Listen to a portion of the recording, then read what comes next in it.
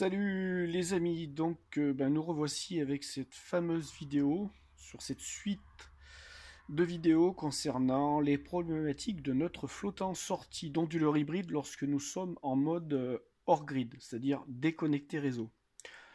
Donc si vous avez suivi un peu la chaîne, vous avez été au courant du fait que j'avais eu des questions il y a quelques temps et j'avais laissé ça un peu en suspens. Et je m'étais dit qu'il était temps de se pencher sur le sujet puis de faire quelques petites vérifications concernant le fait ou pas que le neutre en sortie d'onduleur soit relié à la Terre ou pas, donc quel était le régime de neutre. Alors je vous invite à tous à potasser un peu le sujet des régimes de neutre pour comprendre de quoi il en ressort. C'est pas forcément simple à apprendre, et même quand on est électricien et qu'on pratique pas ça régulièrement, moi c'est pas ma spécificité, hein, cette branche-là, moi c'est l'électrotechnique, l'informatique et l'automatisme. Et donc on est obligé de se reposer un peu les questions sur ces sujets-là. Alors sur cette vidéo, vous ne verrez pas mon visage, hein, on va se concentrer exclusivement sur le matériel. Donc là, je vous propose, alors bien sûr, vous avez ce qui est le schéma global de mon installation, avec, vous le remarquerez, deux couleurs distinctes. Le noir, qui est la version précédente, et le rouge, rouge-violet, qui est ce que j'ai rajouté. Donc je vais vous décrire chacun des éléments de l'installation. Donc là, vous avez l'alimentation secteur EDF, donc la protection en amont, un différentiel qui a 30 mA, un contacteur. Alors ce contacteur, lui, va être coupé manuellement ou en automatique pour isoler, pour passer en mode hors grid. Donc ceci en fonction de la luminosité extérieure. Ça, c'était ce dispositif-là. Ou si mes batteries se déchargent, j'ai ce contrôleur de tension là, qui lui va contrôler la tension des batteries, et si on descend en dessous d'un certain seuil, on va remettre l'alimentation ici, et donc on va repasser en mode connecté réseau, ce qui va permettre de recharger les batteries par ça, si le soleil n'était pas suffisant bien sûr. Donc là on a vu la première partie. Donc ce que j'ai rajouté, c'est un relais ici qui me fait un contrôle présence-tension.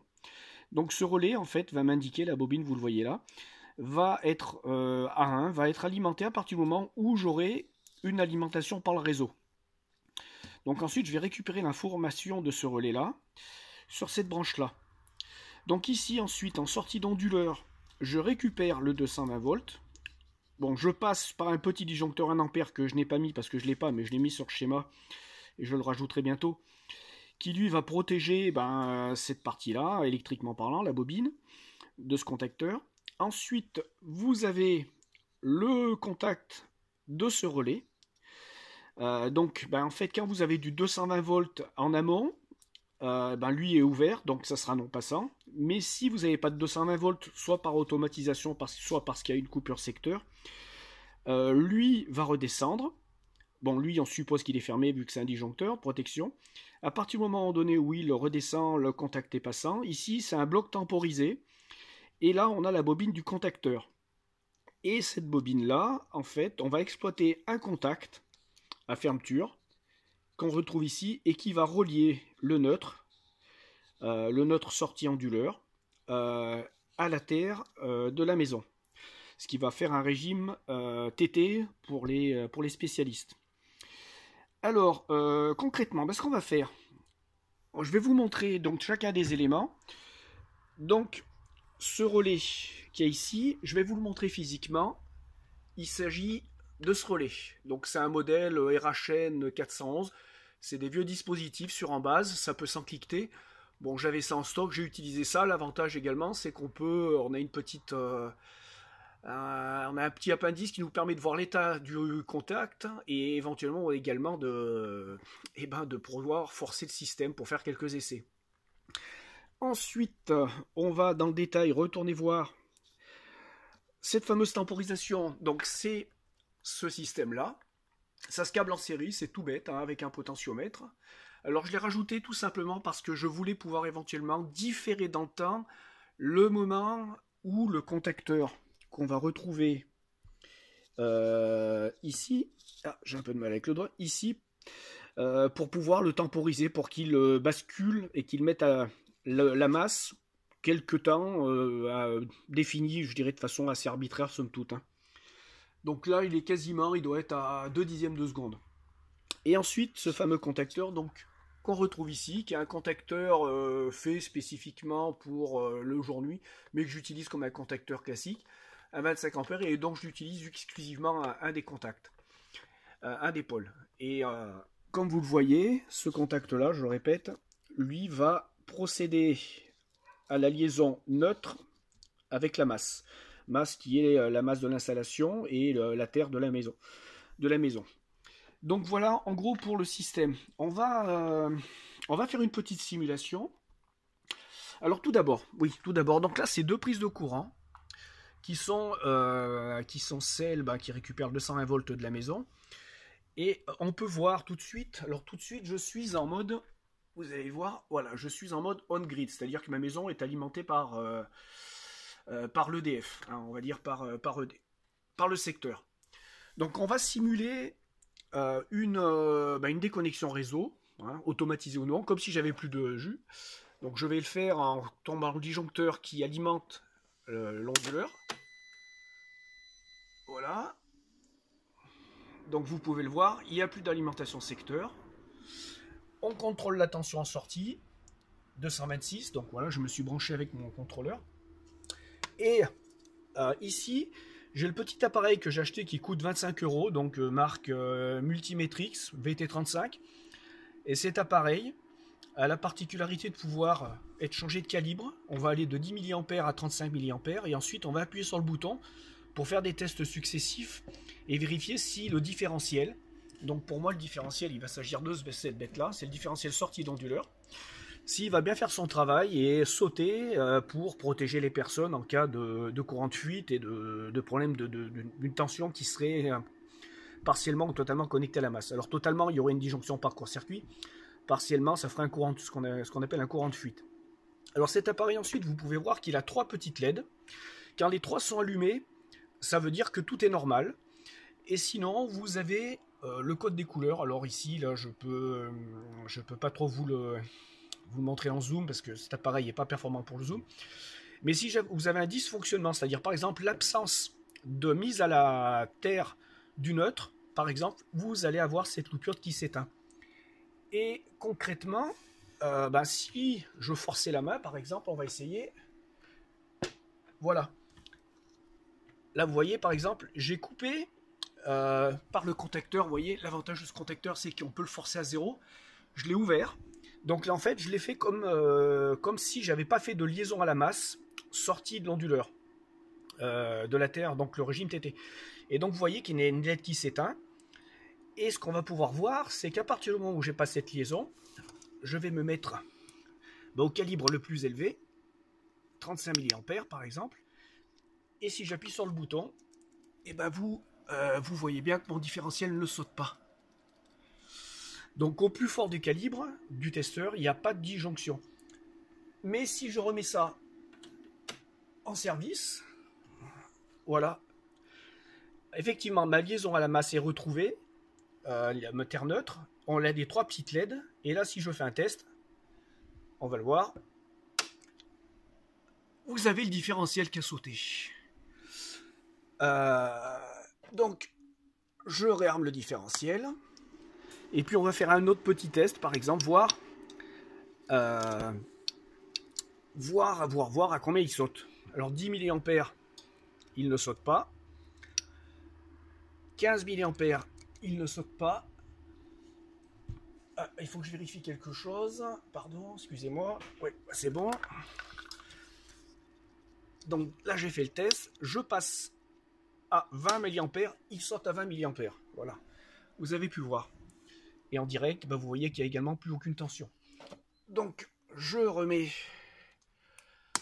tout ça sous tension. Et voilà, tout est réapparu et tout est normal. Donc, voilà, c'était une démonstration en direct concernant, d'une, l'utilisation de ce dispositif. Hein, vous voyez qu'il est raccordé, qu'on raccorde sur une prise de courant. C'est quelques fonctions, je vous mettrai le lien. C'est très simple à utiliser, pour moi c'est indispensable, hein. Ça c'est un truc, que vous soyez sur le photovoltaïque ou pas, c'est indispensable pour vérifier que les personnes qui manipulent vos appareils électroménagers sont en parfaite sécurité, qu'un différentiel sautera s'il y a un défaut d'isolement.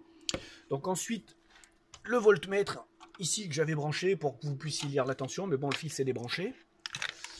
Et puis voilà, quoi, pour l'essentiel, je pense avoir fait le boulot. Là, je vais remonter le disjoncteur qui va remettre le 220 volts EDF. D'ailleurs, et on va pouvoir voir, vous allez voir, on va retrouver la présence tension sur celui-ci, et ce qui devrait normalement couper la mise à la masse, mais sans perturber quoi que ce soit. Ça va être un test en grandeur nature. Voilà. Donc là, hop, on est retourné en fonctionnement mode connecté. On se retrouve toujours avec notre liaison parfaite, ce qui n'aurait pas de terre à la masse, ce qui n'aurait pas été le cas si j'avais été en mode déconnecté et sans cette fameuse mise à la masse automatisée que j'ai fait avec donc ces 3 appareils que j'ai rajoutés. Donc ici viendra se mettre un petit disjoncteur qui va protéger bien sûr ce que je vous disais, ces appareils là contre les problèmes qu'on pourrait éventuellement rencontrer. Vu que c'est du matériel, bon ça c'est très vieux, mais c'est d'une fiabilité extraordinaire. Et ça c'est très vieux également, ça c'est du matériel qui a pratiquement 25-30 ans, et ça bouge pas, c'est increvable. Voilà, je me fais pas plus long, je sais pas si vous allez avoir des réactions. Alors je sais que ça va être un sujet à débat, puisque les régimes terre neutre, il en existe plusieurs, hein. Il y a TT, TI, terre neutre, TNC, enfin voilà, c'est un vaste débat. Ensuite, il y a les cas de figure pour le particulier, c'est-à-dire pour les maisons, et puis il y a le domaine de l'industrie avec des dispositifs qui vont, comme l'a mentionné Régis, je crois que c'est Régis qui m'a mentionné, qui vont contrôler les défauts d'isolement et qui vont faire passer les systèmes et les installations en sécurité à partir de l'apparition d'un second défaut d'isolement et non pas au premier. Donc moi, la philosophie de mon installation et ma philosophie première en matière d'électricité, c'est d'avoir toujours les sécurités maximales, c'est-à-dire les bons calibres au niveau des protections, les bonnes sections au niveau des fils, et puis les bons raccordements à la masse, et en cas d'anomalie, que tout ça fasse son travail le plus efficacement possible, et pour protéger les personnes. Qu'est-ce qu'on pourrait faire comme test éventuellement? Non, je crois qu'on va en rester là. Vous aurez le schéma en lien. Je vous donnerai la référence de ce petit boîtier. Je vous dirai où je l'ai commandé d'ailleurs. Et puis voilà quoi. J'espère que vous aurez pu en apprendre un peu plus. Pour l'instant, ça fait 24 heures que tout ça est en service. Je n'ai aucune anomalie alors que tout est en mode automatisé. En termes de différentiel qui est sauté de façon intempestive ou en termes de défaut sur l'onduleur. Sachant donc que ce type d'onduleur, qui n'est pas un WKS, hein, c'est un modèle que j'ai acheté en Chine, mais c'est l'équivalent d'un WKS un peu en dégradé puisqu'il me manque la sortie relais. Ces onduleurs, certains de ces onduleurs-là ont la mise à la terre du neutre automatisé. C'est totalement transparent, ce qui n'était pas le cas du mien. Mais bon, ça c'est quelque chose qu'il vous faudra vérifier. Alors comment le vérifier? Justement, je ne vais pas pouvoir vous le montrer, mais vous prenez, parce que j'ai pas trop main, vous prenez votre testeur, vous le mettez en mode courant alternatif, et ensuite vous faites un test en 220 volts entre la phase et le neutre, vous aurez 220, la phase et le neutre, et ensuite vous faites le test entre le neutre et la masse. Si votre neutre est à la terre, vous aurez 0 volts. Si votre neutre n'est pas à la terre, vous aurez une tension bâtarde aux alentours de 90 à 110 volts. Et donc là, vous pourrez vous dire, vous n'êtes pas sur un régime TT, et de ce fait, vous aurez des problèmes de disjonction et de protection des personnes avec ce fameux différentiel 30 milli. Alors petite spécificité, je me suis pas trop penché dessus, mais je me suis aperçu qu'en fait, lorsque j'étais en mode connecté réseau et que je créais un défaut d'isolement, comme tout de suite, avec cet appareil, hein, et tout en ayant l'alimentation EDF, c'était pas ce disjoncteur qui sautait en premier, c'était celui-ci, celui qui alimente toute mon installation et en amont de l'onduleur. Je sais pas trop pourquoi, c'est peut-être une histoire de sélectivité ou de sensibilité, faudrait que je fasse des tests. Et ensuite, celui-ci saute. Voilà, donc je vous donne toutes les infos vraiment pour que vous puissiez voir et comprendre qu'on a beau être un professionnel, on n'est pas en permanence dans la sûreté absolue. Mon critère, c'est d'essayer vraiment de faire au mieux pour la sécurité, pour la stabilité de l'installation. Et j'en apprends tous les jours, y compris grâce à vos remarques en commentaire, grâce à vos questions, parce que vos questions me poussent aussi des fois à me poser certaines questions, ce qui a été le cas concernant ce petit différentiel qui m'a posé problème. Voilà, je vous remercie, j'espère qu'on va avoir de bons commentaires là-dessus, que vous allez proposer des pistes, peut-être que suite à vos réflexions, peut-être que je vais même corriger mon installation. Tout ça pour aller vers l'excellence. Allez, sur ce, je vous laisse. Merci encore et à bientôt.